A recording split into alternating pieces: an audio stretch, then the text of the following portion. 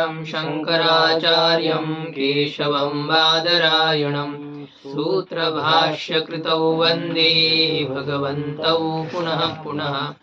ईश्वरो गुरुरात्मेति मूर्तिभेदविभागिने व्योमवद्व्याप्तदेहाय दक्षिणामूर्तये नमः। ॐ शान्तिः शान्तिः शान्तिः। यदविद्याविलासेन भूतभौतिकसृष्टयः तन्नौमि परमात्मानं सच्चिदानन्दविग्रहम्। ॐ शान्तिः शान्तिः शान्तिः।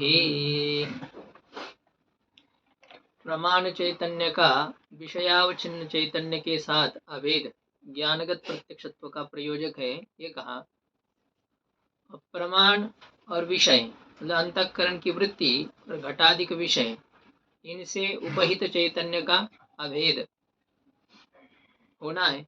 लेकिन इनसे उपहित चैतन्य का अभेद कब होगा?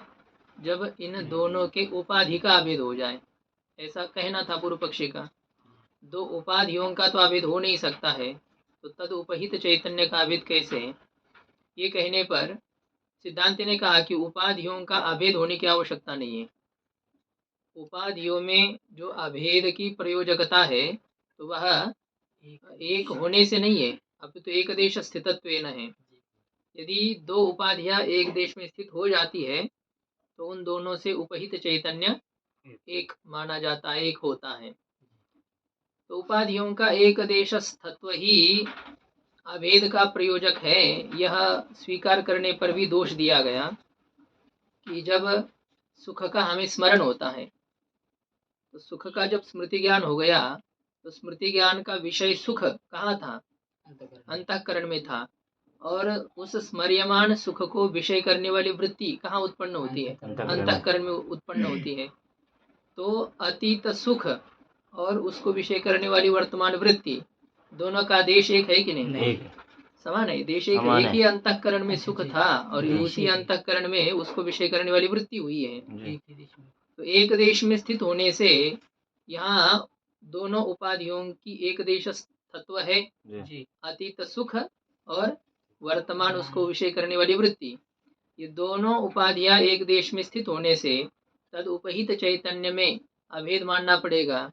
और यदि मानेंगे तो सुख के स्मृति ज्ञान जब हो रहा है तो उस सुख के स्मृति ज्ञान में सुख विषयक अंश में प्रत्यक्षता स्वीकार करनी पड़ेगी। है वो स्मृति ज्ञान परोक्ष ही होता है, किंतु फिर भी अभी प्रत्यक्ष होना चाहिए, क्योंकि अंतःकरण वृत्त्यावच्छिन्न चैतन्य और अतीत सुखावच्छिन्न चैतन्य ये दोनों एक है। उपाधियां एक देश में स्थित है। एक क्यों है? क्योंकि दोनों उपाधियां अतीत सुख और उसको विषय करने वाली वृत्ति, ये दोनों एक देश में स्थित होने से तदुपहित चैतन्य का अभेद है। यदि अभेद है तो सुख विषयक ज्ञान को अतीत सुख विषयक स्मृति ज्ञान को भी प्रत्यक्ष मानना पड़ेगा। ये आपत्ति आएगी। तो स्मृति से भी सुख होता है कि नहीं? स्मृति से जो अब किसी की याद करके आपको अनुकूल की याद करने पर वो सुख होता है, वो अलग है। वो तो अभी वर्तमान सुख हो गया। लेकिन अतीत सुख का हम स्मरण कर रहे हैं, अतीत सुख का स्मरण हो रहा है, वर्तमान उसमें उसका स्मरण करके हमें कुछ खुशी हो रही, वो बात नहीं। अभी यदि प्रत्यक्ष सुख है तो उसका सुख उसका तो प्रत्यक्ष है ही है। अर्थात वर्तमान सुख है और वर्तमान में ही वृत्ति उत्पन्न हो रही है, तब तो उस सुख का प्रत्यक्ष है, इसमें कोई विवाद नहीं है।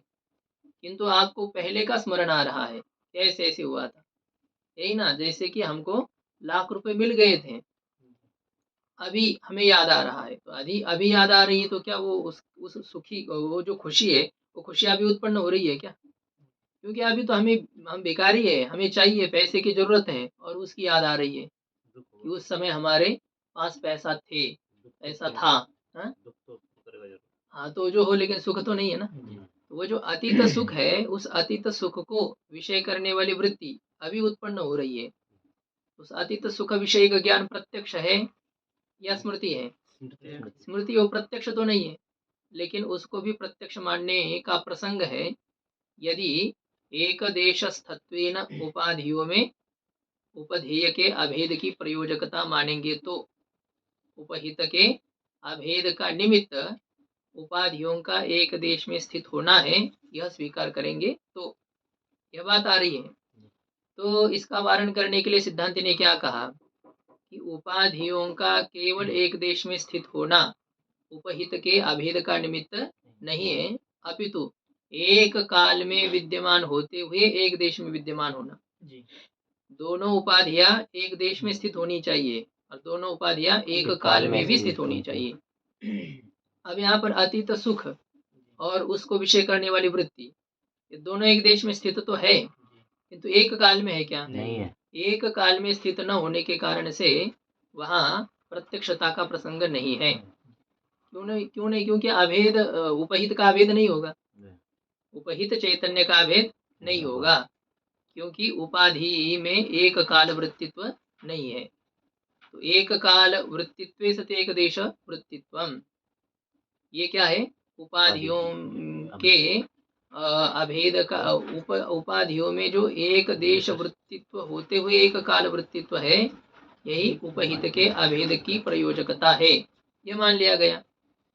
अब यह स्वीकार करने पर फिर पूर्व पक्ष के द्वारा ये दोष दिया गया, यदि एक काल वृत्तित्व को आप उपाधिनिष्ठ एक काल वृत्तित्व को उपहित के अभेद का प्रयोजक मानोगे तो घट और पट दोनों एक देश में स्थित है, लेकिन एक काल में नहीं है, भिन्न काल में एक देश में स्थित यदि है।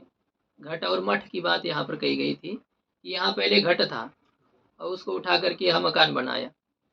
अभी जो घट जहाँ था उस घट से अवचिन्न चैतन्य और इस मठ से अवचिन्न चैतन्य दोनों एक है कि नहीं? क्योंकि इसी जगह पर घट था, अब इसी जगह पर मकान बन गया, घट अभी नहीं है भले ही। तो घट जिस देश में था उसी देश में मकान है अभी, तो दोनों उपाधियों में एक देश स्थत्व है कि नहीं? उपाधि का एक नहीं रही भले, तो अतीत सुख कहाँ है? अतीत सुख भी तो नहीं था ना। तो घट भले ही नहीं है, लेकिन घट जहाँ था उसी जगह पर अभी मठ है। तो अब उससे उपहित जो चैतन्य है उसमें अभेद होना चाहिए, उनसे उपहित चैतन्य में अभेद होना है, लेकिन आप अभेद मान नहीं सकते हैं क्योंकि दोनों की एक काल में स्थिति नहीं है ना। जैसे उदाहरण ये है, यहाँ पर ही अंधकार रहता है और यहाँ पर ही प्रकाश रहता है, एक काल में प्रकाश और अंधकार है, एक देश में प्रकाश और अंधकार है, किंतु एक काल में नहीं है। किंतु फिर भी उन दोनों उपाधियों से उपहित जो चैतन्य होता है उसमें अभेद ही माना जाता है, होता है कि नहीं? घट और मठ दोनों एक काल में नहीं है, किंतु एक देश में है, काल भेद से एक देश में रहते हैं। जैसे हम लोग अभी एक देश में स्थित है कि नहीं है? क्या तो क्या एक कभी मतलब ये तो एक काल में भी और एक देश में भी है, ये बात अलग हो रही है। लेकिन जैसे क्या होता है, दोनों उपाधियां एक देश में तो रहती है लेकिन एक काल में नहीं रहती है, एक देश में है एक काल में नहीं है। कभी घट है तो मठ नहीं था, मठ है तो घट नहीं है, लेकिन दोनों का स्थान एक ही है, घट और मठ इन दोनों उपाधियों का। तो घट और मठ इन दोनों उपाधियों में एक देश स्थत्व है कि नहीं है? दोनों उपाधियां एक देश में स्थित है, किंतु एक काल में स्थित है क्या? नहीं है। तो इन उपाधियों में एक काल वृत्तित्व न होने के कारण से इन दो उपाधियों में उपहित के अभेद की प्रयोजकता नहीं मानी जाएगी। मतलब इन दोनों से उपहित चैतन्य को भिन्न मानना पड़ेगा या आकाश को भिन्न मानना पड़ेगा, ये प्रसंग है।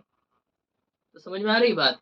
यदि एक काल वृत्तित्व को उपाधि निष्ठ एक काल वृत्तित्व को अभेद का प्रयोजक मानते हैं तो फिर भिन्न काल में विद्यमान और एक देश में स्थित घटपट में भेदकता का प्रसंग है, उपहित में भिन्न भेदकता का प्रसंग आ जाएगा। और यदि एक देश वृत्तित्व को ही उपाधिनिष्ठ एक देश वृत्तित्व को ही उपहित के अभेद का प्रयोजक मानते हैं तो फिर अतीत सुख के भी प्रत्यक्ष का प्रसंग है। ये बात आ रही है। एक देश वृत्तित्व के साथ साथ एक काल वृत्तित्व भी माना जाता है, तो फिर घट और मठ से उपहित चैतन्य में भेद का प्रसंग है, इस प्रकार की शंका यहाँ पर की गई थी। जी।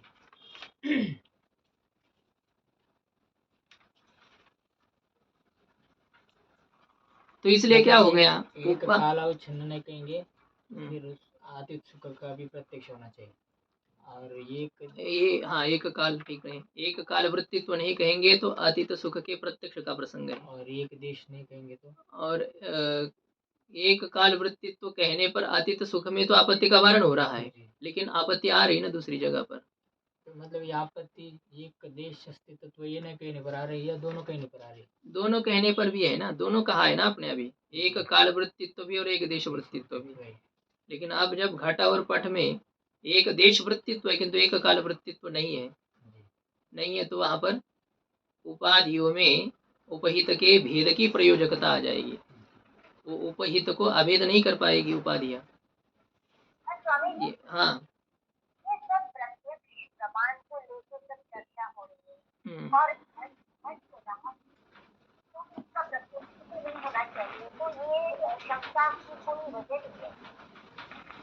क्या हुआ, आवाज सुनाई दे रहा है? हाँ, कुछ कुछ आवाज कट रहा है ना, बोलिए। हाँ, वो माने ये प्रत्यक्ष के लिए ये जब चर्चा हो रही है, और घट तो मठ के स्थान पर घट तो रहा नहीं, वो तो अतीत हो गया, तो फिर ये पूरी जो शंका है वो उसकी कोई वजह ही नहीं है। नहीं, घट का प्रत्यक्ष तो होगा ही नहीं वैसे भी।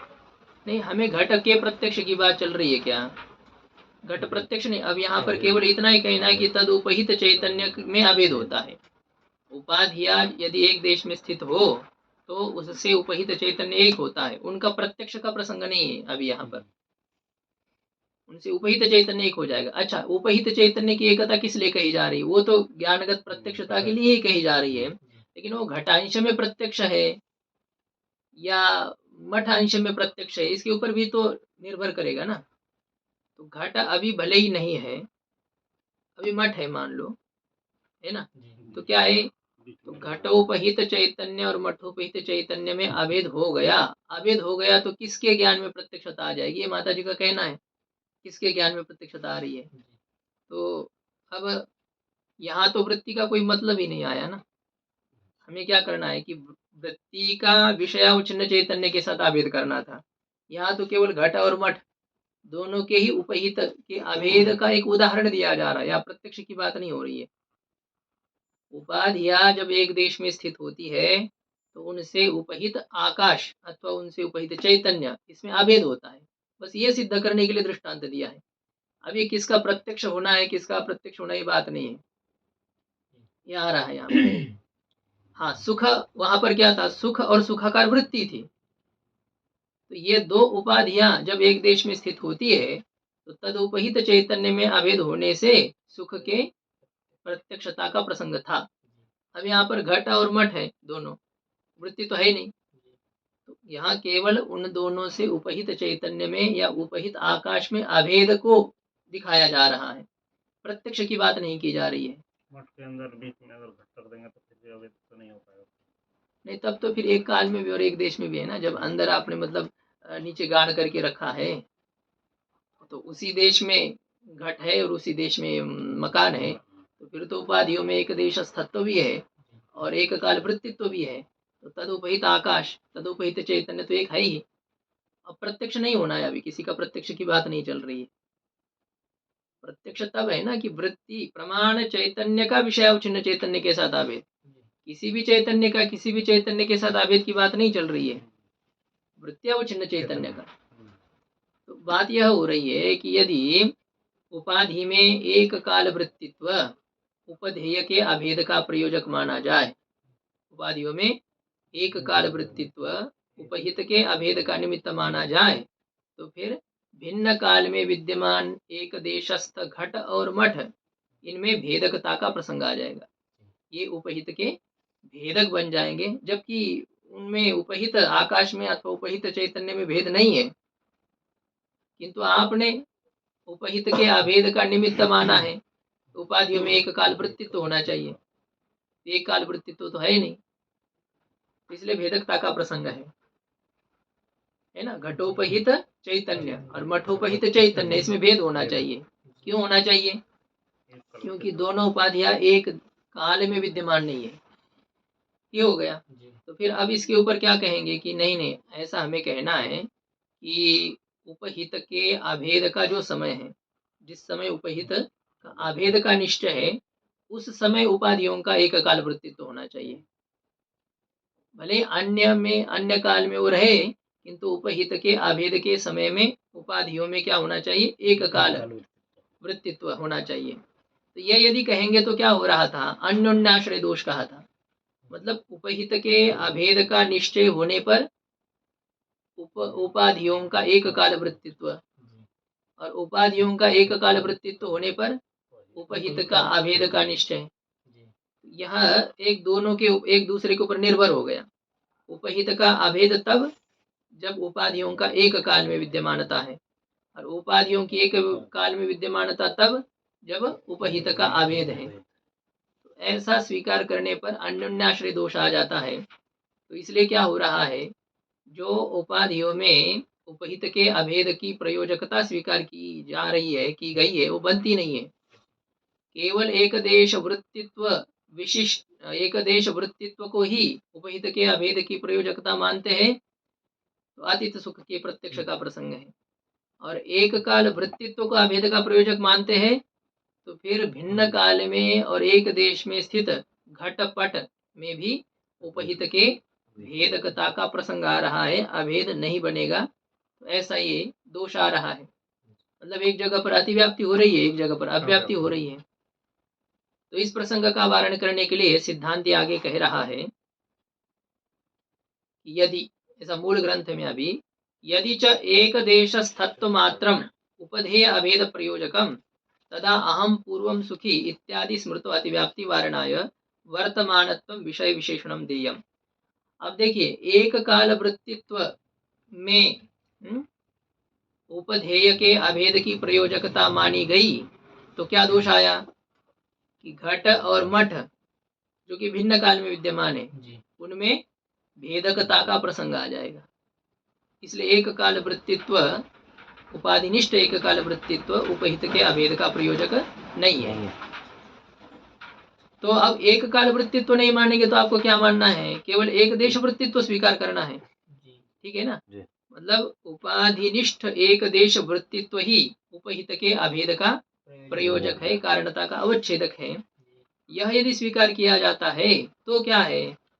तो मैं पहले सुखी था, मैं पहले सुखी था। ये जो स्मृति ज्ञान है, इस स्मृति ज्ञान में उपाधियां कौन कौन है? सुख विषय और अंतःकरण की वृत्ति। अब ये सुख और अंतःकरण की वृत्ति, ये दोनों एक देश में स्थित है कि नहीं है? हाँ, तो एक देश में यदि स्थित है, तो एक देश में स्थित उपाधियों में उपहित के अभेद की यदि प्रयोजकता है, तो फिर क्या होना चाहिए? मैं पहले सुखी था, यह ज्ञान मुझे प्रत्यक्ष होना चाहिए। ये दोष आ रहा है। ये दोष तो पहले दिया, हाँ दिया था, लेकिन अब ये जो था ना, पहले उन्होंने मूल में ही यह बात बताई थी कि अपने में विद्यमान जो सुखादि का स्मरण है, तो वह सुखादि अंश में प्रत्यक्ष होना चाहिए, दोष दिया था। और इस दोष का वारण करने के लिए एक काल वृत्तित्व यह उपाधि में जोड़ भी दिया था। लेकिन एक काल वृत्तित्व जोड़ने पर आपत्ति आ गई ना, कि भिन्न काल में विद्यमान घटमठ में भेदकता का प्रसंग आने के कारण से उपाधि में एक काल वृत्तित्व ये उपहित के अभेद का प्रयोजक माना जा सकता है क्या? देखिए, एक दोष आ रहा था, इसलिए हमने दे तो दिया विशेषण, उपाधि में विशेषण तो दे दिया, एक देश स्थत्वे सति एक काल स्थत्वम एक काल वृत्तित्व दिया, लेकिन यह देने पर अव्याप्ति हो रही है। भिन्न काल में विद्यमान घट मठ में भेदकता का प्रसंग आ रहा है। भेदक मतलब उसका चैतन्य भिन्न भिन्न मानना पड़ेगा, भिन्न भिन्न मानना पड़ेगा ना, क्योंकि आपने कहा भी उपाधियां केवल एक देश में स्थित होने से काम नहीं चलता है, अपितु एक काल में विद्यमानता भी उनकी होनी चाहिए। नहीं है वहां पर भिन्न काल में है तो भेदक है, भिन्न काल में है तो नहीं ना, भेदकता नहीं है ना। लेकिन ये आपको कह रहे हैं, यही इसी जगह पर घट था ना, ऐसी जगह पर आपने मकान बनाया, तो क्या इस घट देश से उपहित जो आकाश और इस मठोपहित आकाश, इसमें भेद कहाँ है? घटोपहित आकाश मठोपहित आकाश से भिन्न है क्या? नहीं है ना। हाँ ना, अभी हाँ नहीं, था। अभी तो है, पहले नहीं। अभी क्या घाटों की करता है, अभी मैंने मकान बनाया था, अभी तो अभेद कहाँ है? अभेद ये पहले था, अभी क्यों है क्यों नहीं अभी वो घटोपहित आकाश तो वही था ना, आकाश तो जहाँ वही है। घट था तो घटोपहित आकाश वही है। आकाश तो वही तो घटोपहित आकाश मठोपहित आकाश से भिन्न हुआ क्या? नहीं, नहीं हुआ, किंतु होना चाहिए। जी। क्योंकि आपने क्या कहा कि उपाधियों का एक देशस्थत्व होने से काम नहीं चलेगा, उपाधियों में एक काल वृत्तित्व भी होना चाहिए। तो घट और मठ इन दो उपाधियों में एक काल में विद्यमानता तो है नहीं, तो उससे उपहित आकाश अभेद कैसे होगा उनमें? उससे उपहित आकाश में भेद मानना पड़ेगा। तो भेद मानना तो इष्ट नहीं है ना, मानने का प्रसंग आ रहा है। कब प्रसंग आ रहा है? जब एक काल वृत्तित्व एक काल वृत्तित्व ये उपाधि का विशेषण दे रहे हैं तब। एक देश लगा दिए जो, हाँ? एक देश तो बोला, एक देश लगा दिया तो एक देश तो है ही ना, वो एक ही देश में है। वर्तमान तो नहीं है दोनों का। कौन वर्तमान तो कहाँ से आप उठा रहे हो? अभी लाएंगे वो, अभी तो बात नहीं चल रही हो। केवल इतना ही है कि एक देश वृत्तित्व सति एक काल वृत्तित्वम, ये यदि उपाधि उपाधिनिष्ठ एक देश वृत्तित्व सति एक काल वृत्तित्वम उपहित के अभेद का प्रयोजक है। तो दोनों उपाधि में एक काल वृत्तित्व है? दोनों उपाधि में नहीं है ना, इसीलिए तो भेदकता का प्रसंग आ रहा है ना। तो हमें एक काल वृत्तित्व चाहिए, जी। अब वो नहीं मिल रहा है। नहीं मिल रहा है तो क्या है, वहां तद उपहित आकाश का अभेद होगा? नहीं होगा। लेकिन होना है ना, जी। अभेद तो करना है, अभेद है, लेकिन वो आपके नियम से नहीं बन रहा है वहां पर। जी। इसलिए क्या है, एक देश वृत्तित्व के साथ साथ एक काल वृत्तित्व जोड़ना उचित नहीं है। जी। ठीक है, हम पीछे ले लेते हैं, एक काल वृत्तित्व पीछे लेते हैं अव्याप्ति को हटाने के लिए। तो फिर वही प्रसंग, मैं पहले सुखी था, तो यहाँ एक देश वृत्तित्व है कि नहीं उपाधियों में? है। एक देश वृत्तित्व है, तो फिर इनसे उपहित जो चैतन्य है उसमें अभेद हो जाएगा। सुखोपहित चैतन्य और सुखाकार वृत्तिउपहित चैतन्य, ये दोनों एक है। दोनों एक है तो फिर सुखादि के स्मरण में भी प्रत्यक्षता का प्रसंग है। सुखादि का स्मृति ज्ञान प्रत्यक्ष होना चाहिए। ये दोष वैसे ही है फिर यहाँ, इसलिए फिर दोबारा ये दोष उठाया गया, जबकि पहले विचार कर दिया था इसका, किंतु उसको हटाने के लिए जो विशेषण जोड़ा गया वो फिर से पीछे लेना पड़ा। फिर से पीछे लेना पड़ा तो फिर वही दोष, इस सुख के स्मृति ज्ञान में प्रत्यक्षता का अति प्रसंग अति व्याप्ति। यदि च एक देश स्थत्व मात्रम उपधेय अभेद प्रयोजकम, यदि एक देश में स्थित होना ही उपधेय के अभेद का निमित्त है, ऐसा यदि माना जाए तो अहम पूर्वम सुखी इत्यादि स्मृतव अति व्याप्ति, मैं पहले सुखी था इत्यादि जो स्मृति ज्ञान है उस स्मृति ज्ञान में अतिव्याप्ति दोष हो रहा है, प्रत्यक्षता का प्रसंग आ रहा है। तो उस अतिव्याप्ति का वारण करने के लिए क्या करना पड़ेगा, क्या करना चाहिए? सिद्धांत कहता है कि वर्तमानत्व विषय विशेषणम देयम। वर्तमानत्व किसका विशेषण देंगे? विषय का विशेषण देंगे। विषय वर्तमान होना चाहिए। विषय उपाधि विषय यानी उपाधि तो दो थी ना, वृत्ति और विषय तो केवल सुखाधिक है, अब वृत्ति है एक, जो वृत्ति का विषय वह वर्तमान होना चाहिए। वृत्ति का जो विषय है वह विद्यमान होना चाहिए। तो ये सुख वर्तमान होना चाहिए। हाँ, सुख की वर्तमानता हो। और वृत्ति की अतीतता होने पर तो कहा है, उसमें तो होता ही नहीं ना, प्रसंग ही नहीं है ना। मतलब क्या है, अभी सुख है अब वृत्ति पहले थी, ऐसा तो होता नहीं है। या अभी सुख है और वृत्ति होने वाली है, तभी भी उसका प्रत्यक्षता का प्रसंग ये नहीं कि वृत्ति तो विद्यमानता तो है ही, वृत्ति की तो विद्यमानता का ही है ये, केवल विषय में यह विशेषण जोड़ना है। मतलब हम ये करेंगे कि प्रमाण चैतन्य का वर्तमान विषयावच्छिन्न चैतन्य के साथ अभेद, प्रमाण चैतन्य का वर्तमान विषयावच्छिन्न चैतन्य के साथ अभेद, वर्तमान काल में विद्यमान जो विषय तो उससे उपहित चैतन्य के साथ अभेद होना, ये क्या है, प्रत्यक्षता का प्रयोजक है। अब ऐसा करने से क्या होगा? सुख, अतीत सुख वर्तमान है क्या? नहीं है। तो वर्तमान विषय नहीं है सुख, अतीत सुख। इसलिए उससे उपहित चैतन्य के साथ भले ही वृत्त्यावच्छिन्न चैतन्य का अभेद है, किंतु फिर भी प्रत्यक्षता का प्रसंग नहीं है, क्योंकि हमें विषय वर्तमान कालीन विषय होना चाहिए। वर्तमान कालीन विषयावच्छिन्न चैतन्य के साथ वृत्त्यावच्छिन्न चैतन्य का अभेद, ऐसा हमने प्रत्यक्षता का निमित्त माना है। तो अतीत में अतिव्याप्ति का स्मृति में अतिव्याप्ति का प्रसंग नहीं आएगा। अच्छा, अब ये दोष फिर घटमट में ये बनेगा कि नहीं बनेगा? वहां पर वो जो आया था ना अव्याप्ति का प्रसंग, वो हटेगा कि नहीं? पड़ जाए, क्योंकि हमने ये नहीं कहा है कि उपाधि में एक काल वृत्तित्व होना चाहिए। हमने बस यही मान लिया कि उपाधि में एक देश स्थता होने पर उससे उपहित आकाश में चैतन्य में अभेद हो जाता है, किंतु हमारे प्रत्यक्षता का प्रयोजक वो नहीं है। हमारा प्रत्यक्षता का प्रयोजक यह है कि वर्तमान विषयावच्छिन्न चैतन्य के साथ अभेद। विषयावच्छिन्न चैतन्य के साथ अभेद होने से काम नहीं तो अतीत सुख और वृत्ति, इन दोनों से उपहित चैतन्य एक है कि नहीं है, लेकिन वो हमारे प्रत्यक्षता का निमित्त नहीं है।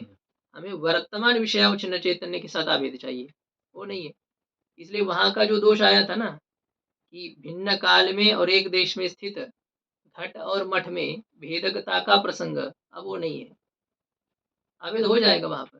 हम मान रहे हैं ना, अतीत सुख और वर्तमान वृत्ति दोनों से उपहित चैतन्य एक है तो प्रत्यक्ष क्यों नहीं?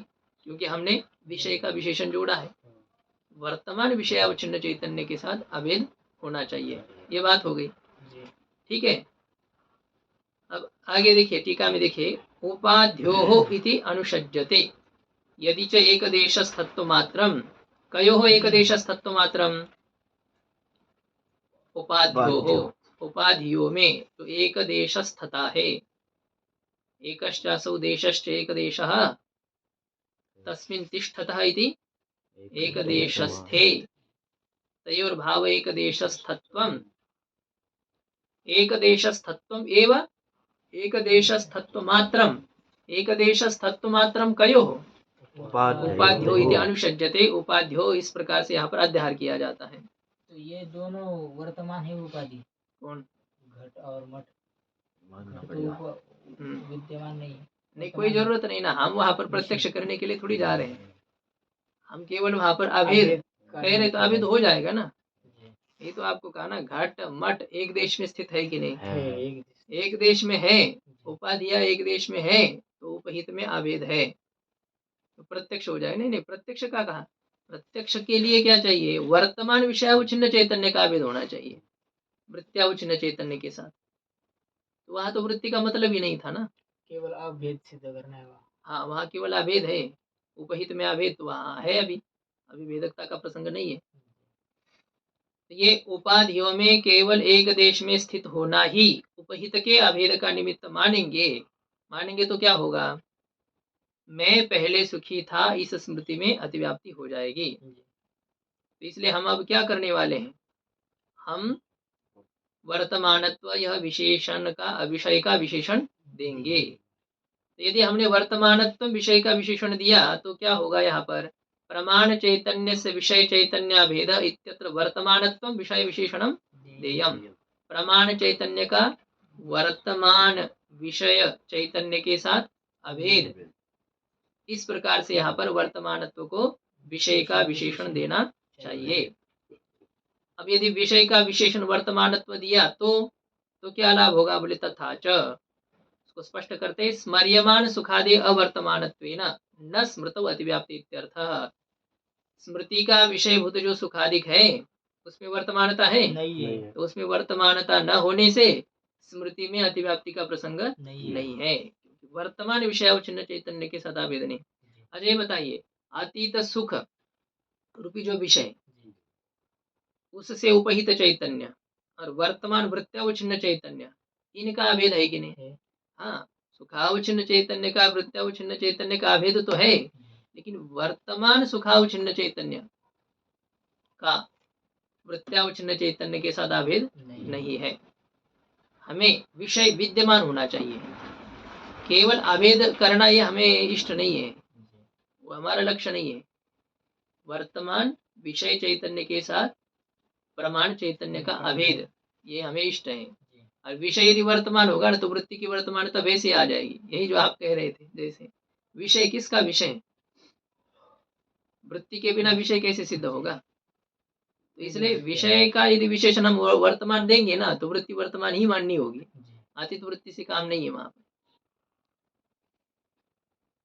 यद्यपि अवर्तमानस्य अनुपादित्वेन, अब यहाँ पर जो बात कही है कि विषय कैसा होना चाहिए, वर्तमान होना चाहिए। भाई ये विषय एक उपाधि है कि नहीं, और उपाधि जो होती है वो अतीत होती है या अनागत होती है, उपाधि विद्यमान ही होती है, क्योंकि उपाधि उसे ही कहते हैं जो कार्य अनन्वयित्वे सति वर्तमानत्वे सति व्यावर्तकम। तो क्या हो उपाधि, कार्य से संबद्ध तो नहीं रहती है, कर्ण शष्कुली श्रोत्र में प्रविष्ट तो नहीं है, लेकिन वर्तमान है। उपाधि में हमेशा वर्तमानता ही रहती है। हाँ, आवाज नहीं आ रही। ठीक है माता जी, ये अभी घट की क्यों बात हुई, घट तो था नहीं ना, वो उपाधि तो चली गई, तो पीछे घट की क्यों बात हुई। हाँ वो तो वहां पर ये जो था ना, ये मान कर कैसे चला था कि वहां उपाधि अवच्छिन्न तो कहा था, प्रमाण अवच्छिन्न चैतन्य, वृत्ति अवच्छिन्न चैतन्य, वहां अवच्छिन्न शब्द का अर्थ क्या लेना है, इसके ऊपर ये विचार था। अवच्छिन्न शब्द का अर्थ विशिष्ट भी होता है, अवच्छिन्न का अर्थ कभी उपहित भी होता है, अवच्छिन्न का अर्थ उपलक्षित भी होता है। मतलब वो उपाधि है या विशेषण है या उपलक्षण है। यदि उपलक्षण हो तो क्या हो जाता है, वो विद्यमान न होने पर भी काम चल जाता है। काकवत देवदत्त से गृहम, तो कौवा देवदत्त के घर का उपलक्षण है, तो उसमें विद्यमानता की आवश्यकता नहीं है। तो काकोपलक्षित जो क्या कहेंगे ना, जैसे काकोपलक्षित चैतन्य और वृत्त्यावच्छिन्न चैतन्य, इन दोनों का भी अभेद हो रहा है कि नहीं वहां पर। जैसे हमें मकान में कौवा दिखाई दिया, तो वो काक से उपलक्षित ऐसा घर है, वो काक से विशिष्ट नहीं है। मतलब आपके विवक्षा के ऊपर है। वैसे जब तक कौवा बैठा है तो विशेषण भी है, लेकिन आपके जाने तक तो कौवा नहीं रहने वाला, तो कौवा घर का उपलक्षण है। तो उस काक से उपलक्षित जो घर है वहां पर आपकी वृत्ति पहुंची है कि नहीं, तो वृत्ति आपकी पहुंची है, तो इसका मतलब क्या है, काकोपलक्षित चैतन्य के साथ वृत्त्यावच्छिन्न चैतन्य का भेद हो गया है। ये भी एक होता है ना कि मतलब उन दोनों में उपाधित्व ही विवक्षित है या नहीं है, एक संदिग्धता है। तो इसका वारण करने के लिए यहाँ पर ये कहेंगे कि वर्तमानता यह विशेषण जोड़ना है। बाकी माता जी का प्रश्न तो अलग जगह पर था, वो उनका ये कहना था कि भिन्न काल में स्थित और एक देश में विद्यमान जो घट और मठ है, अब वो घट तो है नहीं वहां पर, तो घट यदि है नहीं तो घट उपाधि कैसे बनेगी, और घट यदि उपाधि नहीं बनेगी तो तद उपहित आकाश में अभेद सिद्ध करना आपको क्यों इतना आवश्यक पड़ रहा है। वो था ना प्रश्न कि जब ये कहा कि उपाधि वर्तमान ही रहती है, तब ये आया ना। हाँ तभी तो, इसलिए तो ये पहले इसकी चर्चा नहीं हो रही है, पहले तो केवल सामान्य लेकर के बात चल रही है। और यह भी हम समझ सकते हैं कि मान लो घट नष्ट नहीं हुआ है, नष्ट नहीं हुआ ये बात मानेंगे तो क्या होगा कि वो तो एक काल में विद्यमान रहेगा ही। फिर चाहे यहाँ का घट उठा करके आप लंदन रख दो, फिर भी वो तो एक काल में ही रहेगा, मकान के एक काल में ही वो आ जाएगा। इसलिए आपको ये तो मानना पड़ेगा कि अतीत सुख के समान ये नष्ट हो चुका है। हाँ ये घटमट की बात आप छोड़ दीजिए, अतीत सुख और वृत्ति, यहाँ भी तो यही प्रसंग है ना। अतीत सुख रूपी उपाधि विद्यमान है नहीं, और यदि विद्यमान है तो उपाधि है, तो उपाधि ही नहीं है। तो उपाधि ही नहीं है तो तद उपहित चैतन्य में अभेद के प्रसंग की बात कहाँ आ रही है। उपाधि क्या होती है, उपहित चैतन्य के अभेद का प्रयोजक बन रही है, उपाधि बनती है ना।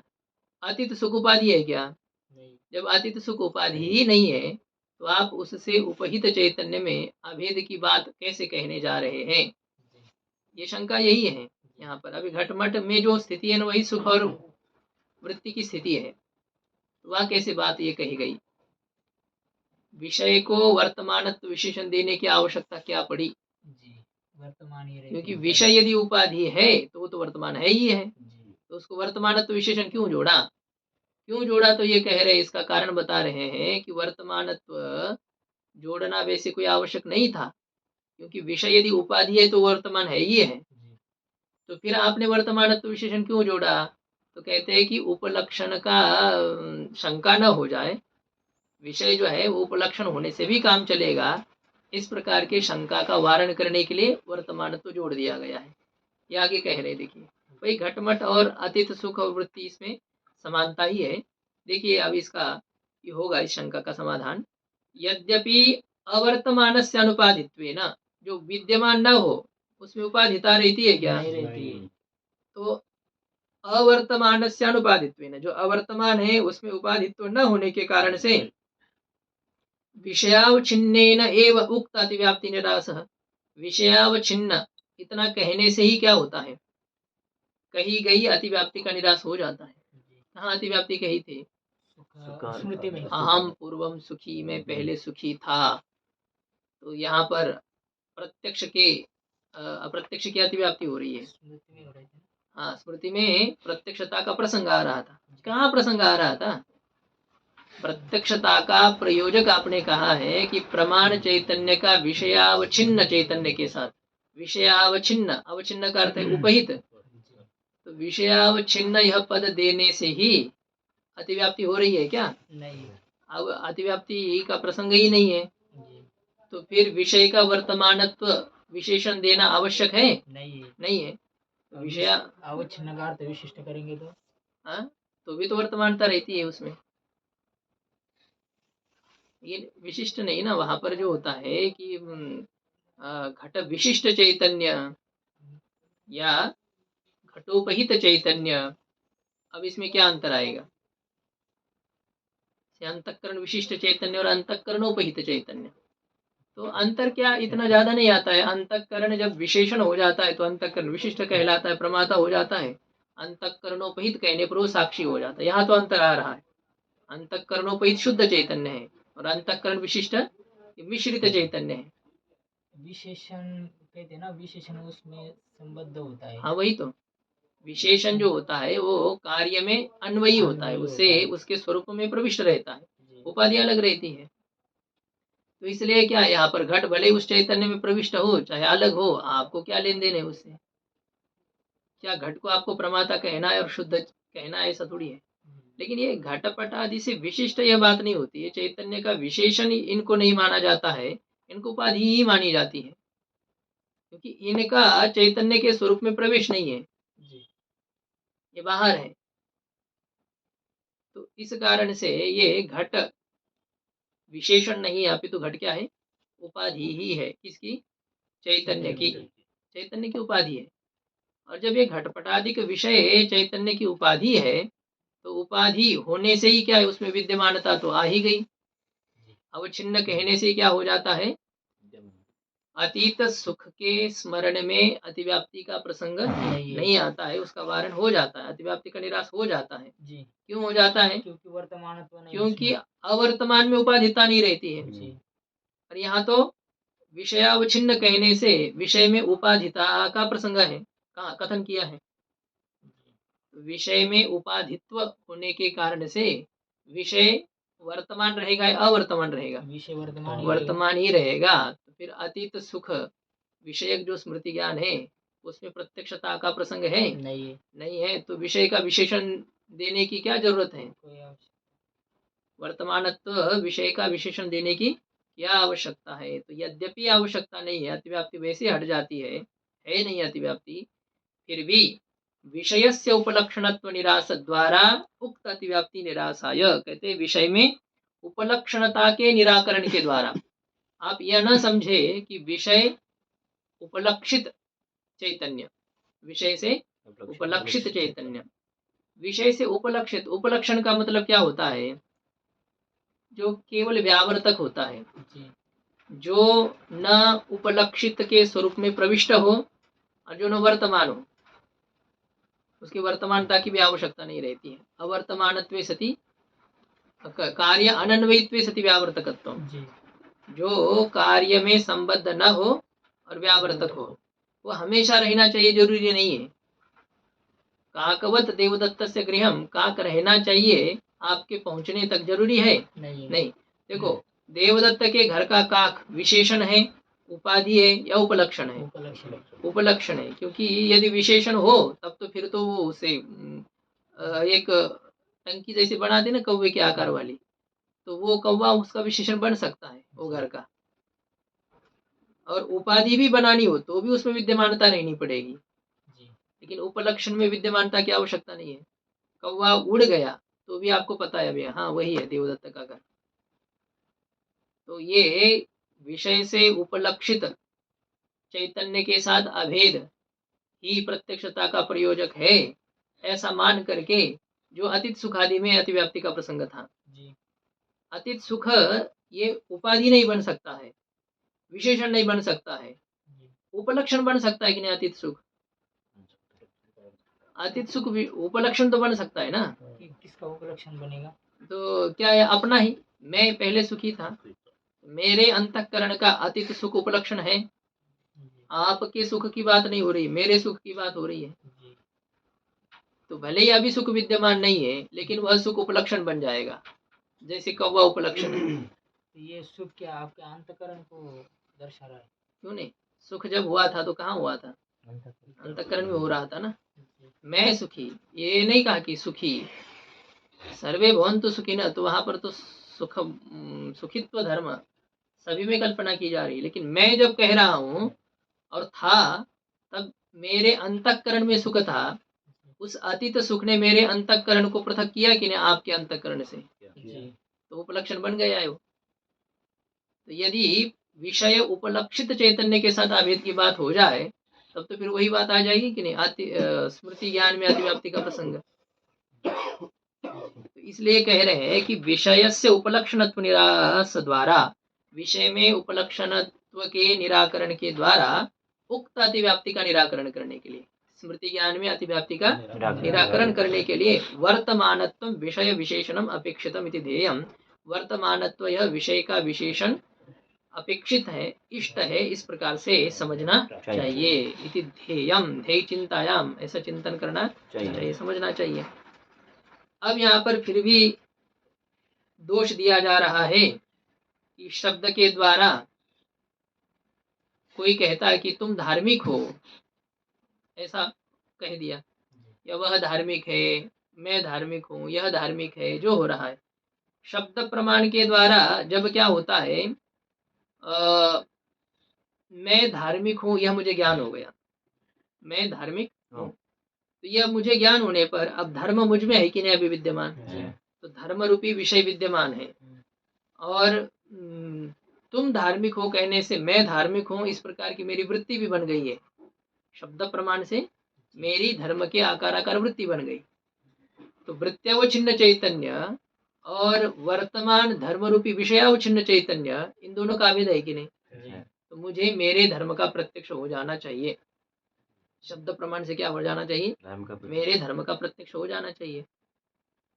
ये दोष अभी पूर्व पक्षी उठा रहा है।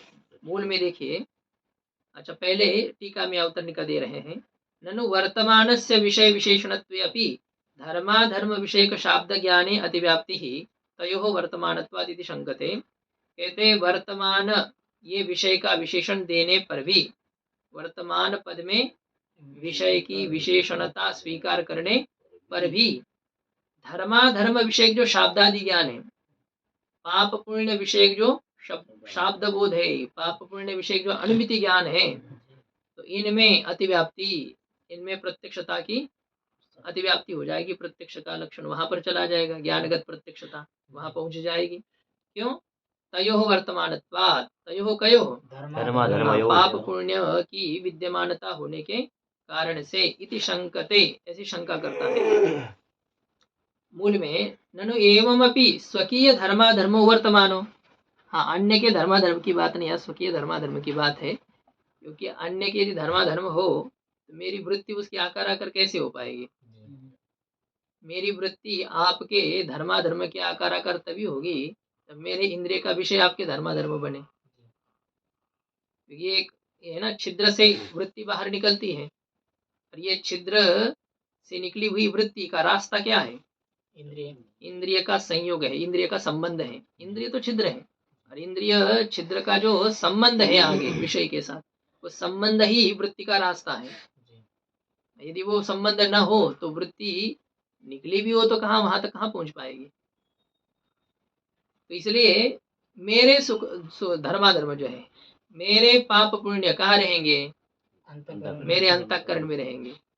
और मैं आप पुण्यवान हूँ या मैं पापी हूँ, इस शब्द से जब मेरे अंतःकरण की धर्म को विषय करने वाली वृत्ति बनेगी, पाप को विषय करने वाली वृत्ति बनेगी, तो वृत्ति और धर्मादिक विषय दोनों से उपहित चैतन्य में अभेद है कि नहीं? अभेद है। हाँ, तो उसके प्रत्यक्षता का प्रसंग देखिए।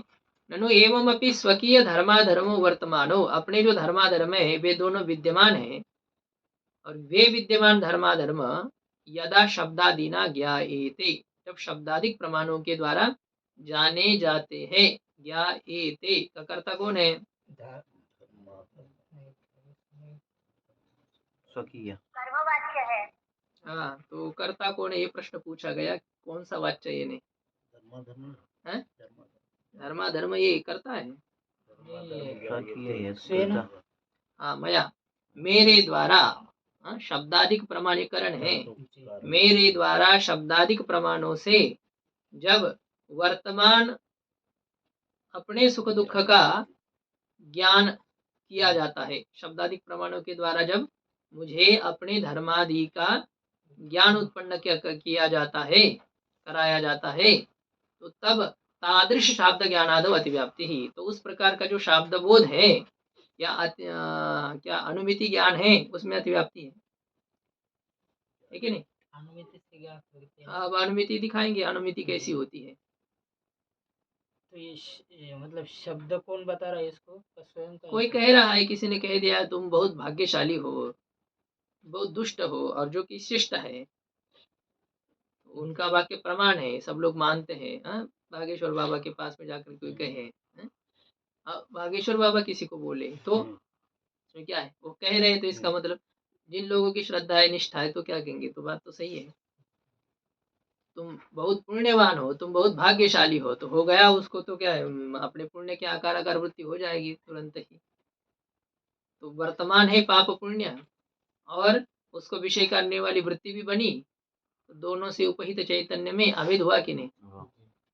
किस प्रमाण से हुई है वृत्ति? शब्द प्रमाण से, मतलब शाब्द बोध है, ये धर्मादि का शाब्द बोध हो रहा है, लेकिन उसमें प्रत्यक्ष परमात्मा का प्रसंग आ जाएगा, क्योंकि आपने कहा है ना कि प्रमाण चैतन्य का वर्तमान विषयावच्छिन्न चैतन्य के साथ अभेद, ये प्रत्यक्षता का प्रयोजक है, यहाँ बन रहा है वो। तो तब शाब्द बोध जो है, शाब्द ज्ञान है, अनुमिति ज्ञान है, इसमें अतिव्याप्ति हो जाएगी। क्यों अतिव्याप्ति हो जाएगी? क्योंकि तत्र धर्मादि अवचिन्न तद्वृत्त्यावचिन्न चैतन्योः एकत्वात्, क्योंकि वहां पर धर्मादि विषय से उपहित चैतन्य और धर्मादि के आकार वृत्ति उपहित चैतन्य, इन दोनों में अभेद होने के कारण से तत्र शाब्द बोधादिक स्थल में, शाब्द बोधादिक जो ज्ञान है, उस ज्ञान में धर्मादि अवचिन्न चैतन्य और उस धर्मादि विषयावचिन्न चैतन्य, इन दोनों में एकता होने के कारण से इति चेत, ऐसा यदि पूर्व पक्षी कहे तो सिद्धांति कहता है कि ना, ऐसा नहीं कहना चाहिए। क्यों? क्योंकि हम विषय का और एक विशेषण जोड़ेंगे, योग्यत्वस्यापि विषय विशेषणत्वात्, योग्यता में भी विषय की विशेषणता स्वीकार करने के कारण से, मतलब हम ये कहेंगे प्रमाण चैतन्य का योग्य वर्तमान विषयावच्छिन्न चैतन्य के साथ अभेद ज्ञानगत प्रत्यक्षता का निमित्त है। धर्मादि में योग्यता नहीं है, योग्यता नहीं कैसे पता चलेगी, वो उसका विचार करेंगे आगे। ठीक है, देखिए, एक देशस्थत्वं बोधयितुं स्वकीय इत्युक्तम, एक देशस्थता का बोधन करने के लिए स्वकीय ऐसा कहा है। दोनों उपाधियों का एक देशस्थता तो होनी ही चाहिए ना, दूसरे के पाप पुण्य और उसको विषय करने वाली मेरी वृत्ति, दोनों एक देश में स्थित है क्या? नहीं है। कोई हिंसा कर रहा है, वे विचार कर रहा है, तो हम क्या कहें? पापी है। तो वो पापी है, उसके आकार आकार, उसके पाप के आकार आकार, किसी के पुण्य के आकार आकार मेरी वृत्ति बनी। वृत्ति कहाँ बनी है मेरी? मेरे अंतःकरण में बनी। और उसके पाप पुण्य उसके अंतःकरण में है। तो एक देशस्थता है क्या उपाधि? नहीं है। है। तो इसलिए एक देशस्थत्व का बोधन करने के लिए स्वकीय धर्माधर्मो स्वस्य इमौ इति स्वकीयौ, मेरे जो धर्माधर्म है, इस प्रकार से कहने से मेरे धर्माधर्म मुझ में है, मेरी वृत्ति भी मुझ में है, मेरे अंतःकरण में है। दोनों उपाधियों का एक देशस्थता है। हाँ? किसमें? दूसरे के पाप पुण्य में बनती ही नहीं, कैसी बनेगी? हाँ। मतलब मैं यानी क्या है? मैं वृत्ति मेरी ही बन रही है, पाप पुण्य मेरे ही है। तो तभी यही तो बात कही जा रही है, मैं पापी हूँ, मैं पुण्यवान हूँ। मैं पापी हूँ कैसे? क्योंकि इस प्रकार का दुख झेल रहा हूँ, तो मैं पापी हूँ। मैं पुण्यवान हूँ, ऐसा क्यों? क्योंकि उस प्रकार के सुख मेरे सामने आ रहे हैं जो मैंने चाहा भी नहीं था, वो मुझे मिल रहा है। ऐसा किसने सोचा था कि मैं मुख्यमंत्री बन जाऊंगा? बन गया कोई, तो वो क्या समझेगा अपने आप को? हाँ, मैं पुण्यवान हूँ। तो मैं पुण्यवान हूँ, तो पाप पुण्य मेरे अंतःकरण में है, और वृत्ति भी मुझ में बन गई है। तो दोनों उपाधि एक देश में स्थित है। तो क्या मुझे अपने पाप का अथवा अपने पुण्य का प्रत्यक्ष होता है? नहीं होता, लेकिन होना चाहिए। जैसे कि आपने कहा है, प्रत्यक्षता का प्रयोजक जो बताया है। तो ये कहा है भवान धार्मिक तुम अधार्मिक इत्यादि शब्द। अब देखो, ये पाप पुण्य का ज्ञान मुझे शब्द प्रमाण से हुआ। तो शब्द प्रमाण किसे कहते हैं? आप वाक्य को शब्द प्रमाण कहते हैं। शिष्ट। हाँ? तो ऐसे किसी प्रामाणिक व्यक्ति ने कहा कि तुम धार्मिक हो, धर्मम चरति थी, धार्मिक जो ना धर्म का आचरण करने वाला, ऐसे तुम धार्मिक हो। धर्मम चरति सूत्र ही है ना, धर्मम चरति धार्मिक, अधर्माचेति वक्तव्यम, अधर्म से भी ठक कहना चाहिए, अधार्मिक। ऐसा धर्मम चरति, तुम धार्मिक हो, तुम धर्म करने वाले हो, पुण्यवान हो, इस प्रकार से कहा। अब ऐसे लोग ठगने वाले तो भले ही कहेंगे, बहुत कुछ उठा देंगे, चढ़ा देंगे। हाँ?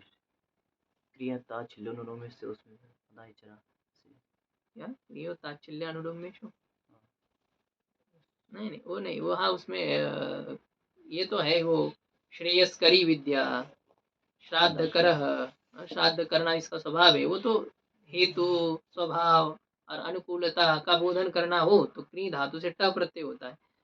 धर्म शब्द से यहाँ पर ठक प्रत्यय हो रहा है। धर्म शब्द से ठक प्रत्यय, धर्मम चरति थी धार्मिक, तुम पुण्यवान हो, ऐसे कहा किसी ने। और प्रामाणिक व्यक्ति, तुम पापी हो, अधार्मिक, तुम पापी हो, इस प्रकार इत्यादि जो शब्द है। अब इत्यादि शब्द सुनने पर मुझे क्या ज्ञान होगा? मैं पुण्यवान हूँ, मैं पापी हूँ, ये मुझे ज्ञान होगा कि नहीं? तो ये ज्ञान मुझे किस प्रमाण से हुआ? शब्द प्रमाण से हुआ। और शब्द प्रमाण से मेरी वृत्ति किसको विषय कर रही है? मेरे पाप पुण्य को विषय कर रही है। देखिए, केवल वृत्ति इंद्रियों से ही विषय के आकार आकार होती है, ऐसी बात नहीं है। हर एक प्रमाण से वृत्ति विषय के आकार आकार होती है। जितने प्रमाण है वो सब वृत्ति के कारण है। शब्द प्रमाण से मेरी वृत्ति बनती है। गामानय, तो गाय को लाना, ले आना, तो उसके आकार आकार मेरी वृत्ति बन रही है। पर्वत बनने वाला है, तो अब ये जो कह दिया कि पर्वत में धूम है इसलिए पर्वत बनने वाला है, तो ये जो अनुमान प्रमाण से वन्नी के आकार आकार मेरी वृत्ति बनी, अनुमान प्रमाण उस वृत्ति का कारण हुआ। शब्द प्रमाण वृत्ति का विषयाकार होने में कारण बनता है। ये सब देखे वजह से वो वृत्ति आकार आकार हो रही। कोई चीज देखी नहीं हमने, तो उसके आकार आकार कैसे होगी? सुना है ना हमने, ऐसा ऐसा होता है, तो वृत्ति अंदर ही अंदर उसका आकार धारण कर लेती है, जिसके बारे में सुना है। तभी पापी का क्या मतलब, कैसे वो सुख दुख, हम ये तो इतना तो सुने हैं ना हम, वे जो सुखी है वो पुण्यवान है, जो दुखी है उसने किसी न किसी जन्म में कोई न कोई पाप किया है, ये भी तो है ना हम। अब जब उस व्यक्ति पर इतना हम विश्वास कर रहे हैं कि तुम धार्मिक हो, तो हम अपने को धार्मिक मान रहे हैं, तो फिर तो हमने और भी तो कुछ सुना है। कि जो पुण्य करता है वो सुखी रहता है। पहले अभी की फसल की बात नहीं चल रही, पहले जिसने पुण्य किया है वह सुखी होता है, और पहले जिसने पाप किया है वो दुखी होता है। इतना तो हम मान रहे हैं ना। तो उस व्यक्ति के इस वाक्य को यदि हम प्रमाण स्वीकार कर रहे हैं कि तुम धार्मिक हो, तो हम धार्मिक है मान रहे हैं, तो फिर और भी पाप पुण्य की कई परिभाषाएं, कई उसका शब्द आदि प्रमाणों से ज्ञान हम स्वीकार कर रहे हैं। होता है अमुक पुण्य, होता है अमुक पाप, हम इसको मान रहे हैं। जो नहीं मानते नास्तिक लोग कहाँ स्वीकार करते हैं? पाप पुण्य हम नहीं मानते। बाहर से लटकना चाहिए तो अच्छा। हम्म? पाप पुण्य अभी हाँ, बराबर लटका देते हैं वो समय आने पर, अभी है वो दूसरे रूप में तो आपके सामने आ ही रहे हैं ना। जो कि अत्यंत क्रूरता करने वाले लोग हैं, उनकी स्थिति क्या हो जाती है, किस प्रकार से उनकी मृत्यु हो जाती है। अत्यंत सात्विक जीवन जीने वाले जो महापुरुष होते हैं, उनकी स्थिति क्या हो जाती है। हमें इतना तो दिमाग लगाना ही चाहिए, फिर इतनी तो सोच हमारी रखनी ही चाहिए ना। ये अनुमान तो हमें करना चाहिए, इतना स्पष्ट हो जाए तब तो फिर तो हमें तो केवल क्या है, माँ के गर्भ में जो दुख हुआ वो प्रत्यक्ष हो जाए, थोड़ा सा सीधे रहेंगे हम, टेढ़े नहीं चलेंगे। लेकिन यही है ना, तो भगवान की माया है, भूल जाते, सब भुला दिया है। आदि शब्द है ना, आप धार्मिक हो, आप अधार्मिक हो, तो ये जो शब्द आदि के द्वारा जाना जाता है, शब्द आदि, आदि से किसके द्वारा जाना जाता है? ये आदि शब्द से, अनुमान प्रमाण के द्वारा भी। अहम सुकृत अदृष्टवान, अनुमान कर रहा हूं मैं, अहम सुकृत अदृष्टवान, सुकृत मतलब पुण्य रूपी अदृष्ट वाला हूँ। अदृष्ट तो पुण्य भी है, पाप भी है, लेकिन मैं सुकृत अदृष्ट वाला हूँ, मैं पुण्य रूपी अदृष्ट वाला हूँ। क्यों? सुखित्वात्, सुखी होने के कारण से। अब करना है यन्नैवं तन्नैवं करो, अथवा यत्र यत्र सुखित्वं तत्र तत्र पुण्य रूप अदृष्टमत्वम अदृष्टवत्वम, ऐसा किसी का उदाहरण दे देना है, किसी राजा का जो कि बहुत सुखी है और उसने बहुत पुण्य किया है, तो वो जैसे सुखी है, वो जैसे कैसा है, सुखी होने के कारण से पुण्य रूपी अदृष्ट वाला है, वैसे मैं भी हूँ। अथवा यन्नैवं तन्नैवं करो, जो पुण्य रूपी अदृष्ट वाला नहीं है वो सुखी भी नहीं है। पशु पक्षादि को देखो, गौ माता कैसे है, बेचारी को कोई कपड़ा है क्या? क्या है? सुबह सुबह इतना गीला गीला वो गिरता है, तो कैसे रहती होगी? बैठी है वहां पर। सभी जो प्राणी पशु है आदि, हम तो इतना कपड़े पहन करके बैठते हैं। यत्र पुण्य रूप अदृष्टा भाव तत्र सुखित्वा भाव। तो ये अनुमान से सुकृत का, पुण्य का और पाप का मुझे ज्ञान होता है कि नहीं? किस प्रमाण से हो रहा है ये? अनुमान प्रमाण से। हम दुष्कृत अदृष्टवान, मैं पाप रूपी अदृष्ट वाला हूँ, दुखी होने के कारण से। तो इति अनुमानादिकम ग्राह्यम, इत्यादि का अनुमान को भी ग्रहण करना चाहिए। तो तत्र आया था मूल में, तत्र करते शाब्द ज्ञानादौ। क्यों उसमें अतिव्याप्ति है? क्योंकि उस शाब्द बोधादिक स्थल पर धर्मादि अवच्छिन्न चैतन्य का वृत्त्यावच्छिन्न चैतन्य के साथ एकत्व होने के कारण से। तो यहाँ पर अभी तद वृत्त्यावच्छिन्न चैतन्य हो, ये जो कहा है ना, धर्मादि अवच्छिन्न चैतन्य का तद वृत्त्यावच्छिन्न चैतन्य के साथ, यहाँ पर अभी इसकी व्याख्या कर रहे हैं टीकाकार।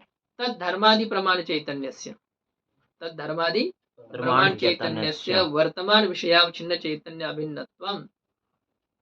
ये पंक्ति गड़बड़ हो जाती है, लगती है कि तद धर्मादि कोई प्रमाण चैतन्य थोड़ी है। नहीं तद धर्मादि के आकार प्रमाण चैतन्य है ना जी। इसलिए यहाँ पर ये हमारी टिप्पणी है, उन्होंने अर्थ किया है, हमारी मतलब हमारे ग्रंथ में, कि तेषु धर्मादिषु यानि प्रमाणानि शब्दादीनि, तेषु ते च धर्मादयः तद धर्मादयः, तद धर्मेषु यानि प्रमाणानि, तद धर्मेषु क्या है? जो प्रमाण है। तो तद धर्म मतलब वो जो धर्म है, वो जो पाप है, इनमें कौन प्रमाण है? शब्दादिक प्रमाण है। तद धर्मादि में जो प्रमाण है, तद धर्मादिषु प्रमाणानि तद धर्मादि प्रमाणानि। देखो पहले क्या करें हम, तेच धर्मादयः तद धर्मादयः, तद धर्मादयः आदि ही येषां ते तद्धर्मादयः तद्धर्मादयः तद्धर्मादिषु प्रमाणानि नहीं तद्धर्मादिषु यानी प्रमाण हाँ तद्धर्मादिषु प्रमाणानि यानी प्रमाणानि मतलब तद्धर्मादि में जो प्रमाण है जी तद्धर्मादिषु प्रमाणानि तद्धर्मादि प्रमाणानि ये कौन सा समास है ये कर्मधारय सप्तमी है अच्छा। तद्धर्मादिषु प्रमाणानि तद्धर्मादि प्रमाणानि जी जी उस धर्मादि के विषय में प्रमाण को कहेंगे तद्धर्मादि प्रमाण तो तद्धर्मादि प्रमाण कौन है चैतन्य शब्दादि शब्द प्रमाण अनुमान प्रमाण ये तद्धर्मादि प्रमाण है और तद्धर्मादि जो प्रमाण उस तद्धर्मादि प्रमाणों से अवच्छिन्न जो चैतन्य है तद्धर्मादि प्रमाणों से अवच्छिन्न जो चैतन्य है तो शब्दादिक प्रमाणों से अवच्छिन्न जो चैतन्य है उस चैतन्य का ये भी तो प्रमाण है कि नहीं जी तो शब्द प्रमाण अवच्छिन्न चैतन्य का शब्द प्रमाण का मतलब यही होता है शब्दाकार अंतःकरण की वृत्ति ही क्या है शब्द प्रमाण है तो धर्मादि में जो शब्दादिक प्रमाण उन शब्दादिक प्रमाणाकार वृत्त्यावच्छिन्न जो चैतन्य उस वृत्त्यावच्छिन्न चैतन्य का वर्तमान विषयावच्छिन्न चैतन्य अभिन्नत्वम वर्तमान जो धर्मादिक है विषय उन धर्मादिक विषयों से अवच्छिन्न चैतन्य के साथ अभिन्नता है कि नहीं है हाँ तो इसलिए क्या होना चाहिए धर्मादि का भी प्रत्यक्ष हो जाना चाहिए शब्द बोध स्थल पर अनुमिति स्थल पर प्रत्यक्ष होना चाहिए तो ये पंक्ति पर ध्यान देना आपको तद धर्मादि प्रमाण चैतन्य से नहीं तो गड़बड़ हो जाएगी धर्मादि विषयक जो प्रमाण है